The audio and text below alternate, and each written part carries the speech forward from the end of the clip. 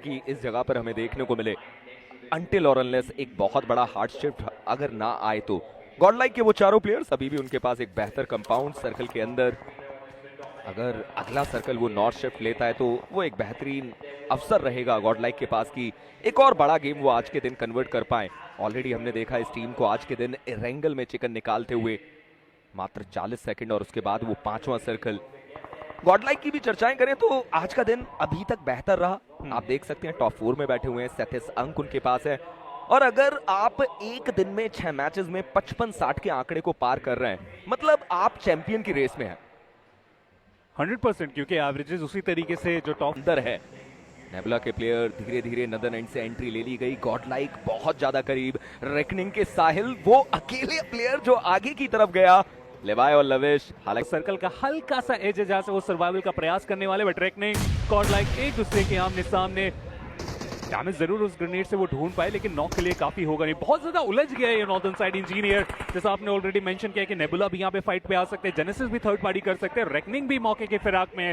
तो ऐसे में एक टीम ने भी अगर फाइट की शुरुआत की, वो फिनिश स्पीड अगर चलना स्टार्ट हुआ तो वो मल्टीपल थर्ड पार्टीज यहाँ पे आने के बहुत ज्यादा चांसेस है। और ऐसे में फायदा किसको हुआ? फायदा सोल को हो सकता है, फायदा वाइल्ड फैंग्स को हो सकता है, क्योंकि ये दो टीम है जो सर्कल के अंदर एक अच्छे कंपाउंड को होल्ड करके बैठी हुई है।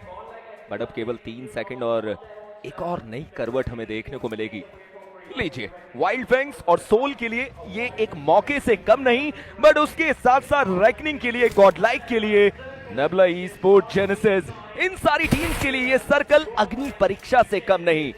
गॉडलाइक के पास ऑलरेडी एक फिनिश देखने को मिलता हुआ, रेकनिंग लोअर ग्राउंड पे देखने को मिलती है, मतलब आने वाले समय में मौका बनाया जा सकता है। और ये नेट तो that's a stun, but godlike चलिए उस टर्न के साथ ही धीरे धीरे आगे बढ़ने का प्रयास वो जरूर कर रहे हैं। बैकलाइन से भी शॉट्स आ रहे हैं, मान्या ने कोशिश की लेकिन जॉनथन एक बार फिर से अपनी टीम को वो शुरुआत दिला देंगे जिसकी जरूरत थी। इस पॉइंट पे रेकनिंग को एलिमिनेट करना होगा, तभी वो सर्कल में अपने गेम भी बना के जा सकते। दूसरे खिलाड़ी की तरफ से जाने का प्रयास और जॉनथन टीपी के साथ वो शॉट, टीपी के साथ वो कंफर्मेशन, काफी आसानी से रेकनिंग को एक एक करके इस मैच से बाहर करते चले जा रहे हैं। और जॉनथन ही है जिनके पास हमें वो 3 के 3 फिनिशेस जाते हुए देखने को मिले, और धीरे ही सही, बट मुझे लगता नहीं है यहाँ से दिक्कत होना चाहिए। बट बैकलाइन उन्हें भी चेकआउट करने का डिसीजन बनाया गया। वाइल्ड फैंग वो वशिष्ठा ई स्पोर्ट्स के ऊपर हावी हो रहे, बीस्ट उनका कंफर्मेशन आ गया, एलईएपी के हनी रहेंगे जिनके पास एक कंफर्मेशन गया। वशिष्ठा ई स्पोर्ट्स उनका एलिमिनेशन होता हुआ इस मैच से, और जॉनथन इकलौते प्लेयर, विक्टोरस समझ के प्लेयर सेंट्रल कंपाउंड से वो कोशिश करते हुए नेबुला के ऊपर कुछ बढ़िया कनेक्शन,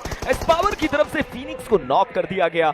कुछ शॉट्स उनके ऊपर लगातार आ रहे हैं और माफिया वो प्लेयर रहे जिन्होंने वो एक अंक अपनी टीम को ला कर दिया।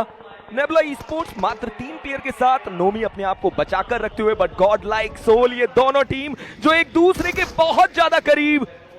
नकुल वो अकेले प्लेयर जो आगे आए, बट एस्पावर ने गॉब्लिन को नॉक किया, एस्पावर ने गॉब्लिन का सफाया किया और उसी के साथ सोल अपने आप को थोड़ा सा पीछे लेकर जाती हुई। और ये सही कॉल भी रहेगा क्योंकि आप अटैक करने के दौरान ही अपने इंपॉर्टेंट प्लेयर को अगर गवा दोगे तो फिर इस पॉइंट पे उस फाइट को एक्सटेंड करना वो गलत कॉल हो सकता है। अब सर्कल को ज्यादा महत्व दे सकते हैं और एग्जैक्टली टीम सोल वहां पे वही कर रहे हैं।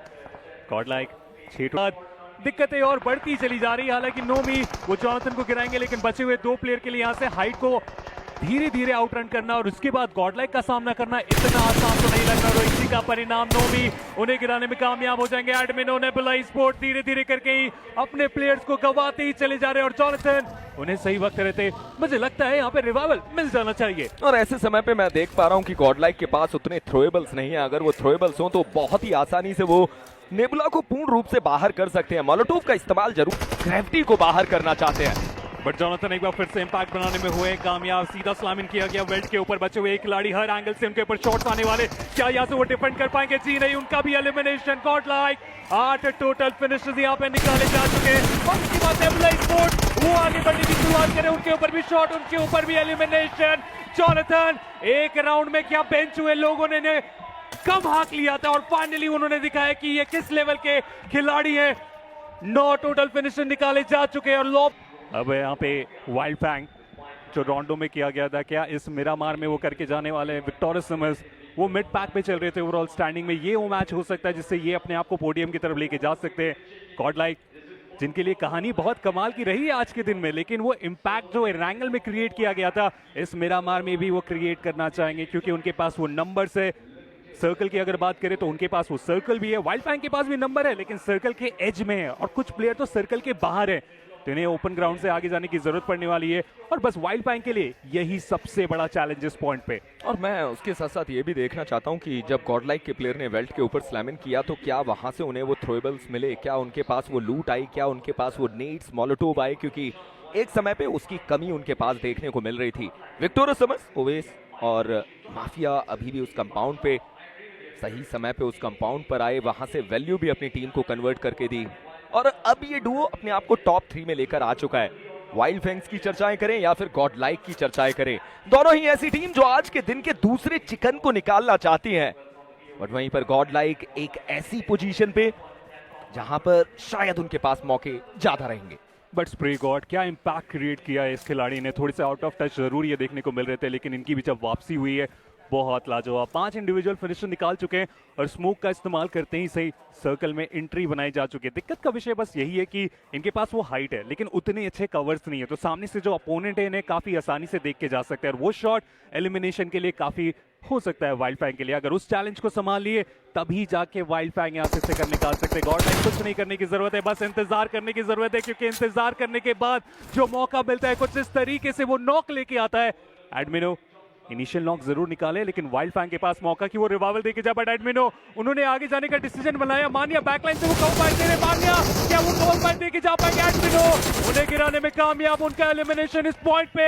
एस पावर ग्रेनेड जरूर निकाले, उससे वो इंपैक्ट क्रिएट करना पड़ेगा क्योंकि वाइल्ड फैंग उनके पास प्लेइंग एरिया उतना ज्यादा है नहीं। एक ग्रेनेड मल्टीपल प्लेयर को गिरा के जा सकता है कोर्टेज, उन्हें गिराने में हुए कामयाब, कंफर्मेशन भी ढूंढ लेंगे लेकिन एस पावर उनकी भी दिक्कतें बढ़ाई जा चुकी है। जॉनथन एक बार फिर से अपनी टीम को संभालते हुए, देखना चाहूंगा कि क्या बैकलाइन से विक्टोरियस समर्स का चैलेंज वो संभाल पाएंगे, क्योंकि दिक्कत है अभी दोनों ही टीम्स के लिए। और वहीं पर ओवेस आगे पहुंचे हैं, उनके साथ उनके दूसरे प्लेयर माफिया भी वहां पर गए, ड्राइव बाय में कुछ नॉक निकाले, कंफर्मेशन में तब्दील किए, गाना को बाहर किया।